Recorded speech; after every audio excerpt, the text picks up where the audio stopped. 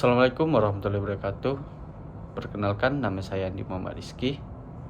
Di sini saya akan menjelaskan putus sekolah dalam pendidikan Indonesia. Nah, untuk penjelasan selanjutnya, silakan simak baik-baik. Di balik senyum anak-anak yang pergi ke sekolah setiap pagi, ada cerita yang tidak selalu terlihat.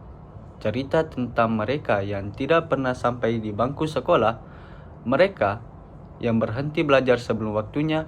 Hari ini kita akan membahas salah satu tantangan terbesar pendidikan Indonesia, yaitu putus sekolah. Putus sekolah bukan sekadar tidak melanjutkan pendidikan. Ini adalah pintu masa depan yang tertutup terlalu cepat. Setiap tahun, ribuan anak sekolah menghentikan pendidikan di berbagai jenjang SD, SMP, hingga SMA. Dan setiap angka itu adalah masa depan yang hilang. Alasan terbesar dari putus sekolah adalah kemiskinan. Bagi sebagian keluarga, pendidikan terasa seperti kemewahan. Seragam, buku, transportasi, semua membutuhkan biaya. Tidak sedikit anak yang akhirnya memilih bekerja untuk membantu keluarga, menjadi buruh petani, pekerja informal, dan penjajah kecil. Ketika kebutuhan dasar saja sulit dipenuhi, pendidikan sering menjadi nomor kesekian, dan disitulah lingkaran kemiskinan mulai terbentuk. Tanpa pendidikan, peluang pekerjaan yang layak semakin kecil. Indonesia adalah negara kepulauan yang luas. Tidak semua daerah memiliki akses pendidikan yang mudah.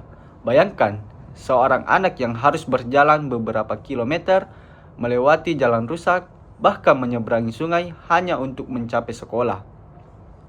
Sekolah yang jauh membuat banyak anak menyerah, terutama ketika cuaca buruk atau kondisi rumah tidak memungkinkan.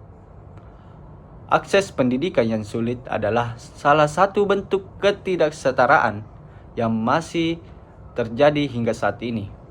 Masalah putus sekolah tidak hanya soal uang atau jarak. Faktor sosial dan budaya juga memengaruhi. Di beberapa daerah, ada perempuan lebih diprioritaskan untuk menikah muda ketimbang melanjut sekolah. Ada pula yang harus mengurus rumah atau menjaga adik, sehingga pendidikan dianggap tidak penting. Di sisi lain, perundungan atau bully membuat sebagian anak merasa tidak aman berada di sekolah. Lingkungan belajar yang tidak nyaman dapat menghancurkan motivasi, membuat anak memilih keluar sebelum menyelesaikan pendidikan. Dampaknya besar. Bagi individu, putus sekolah berarti pilihan pekerjaan lebih sedikit, penghasilan lebih rendah, dan berisiko kemiskinan yang lebih tinggi.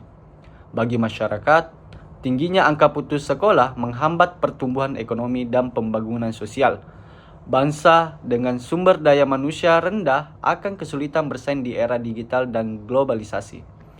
Dan bagi negara, setiap anak yang putus sekolah adalah potensi yang hilang.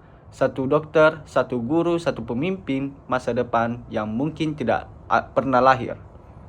Meski tantangannya besar, bukan berarti kita tidak bisa berbuat sesuatu.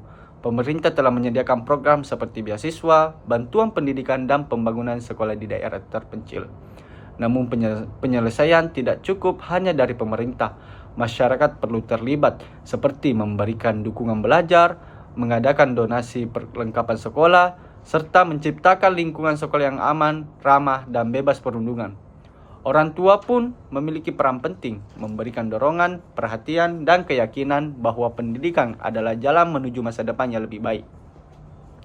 Putus sekolah bukan hanya masalah angka. Ini adalah cerita tentang anak-anak yang kehilangan harapan. Tapi bersama, kita bisa menjadi jembatan bagi masa depan mereka. Karena kita satu anak putus sekolah, Indonesia kehilangan satu masa depan. Mari kita jaga agar tidak ada mimpi yang berhenti di tengah jalan.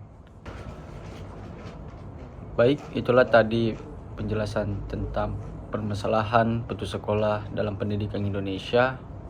Adapun pesan yang dapat kita petik dari cerita tersebut, bahwasannya pendidikan adalah hak setiap anak.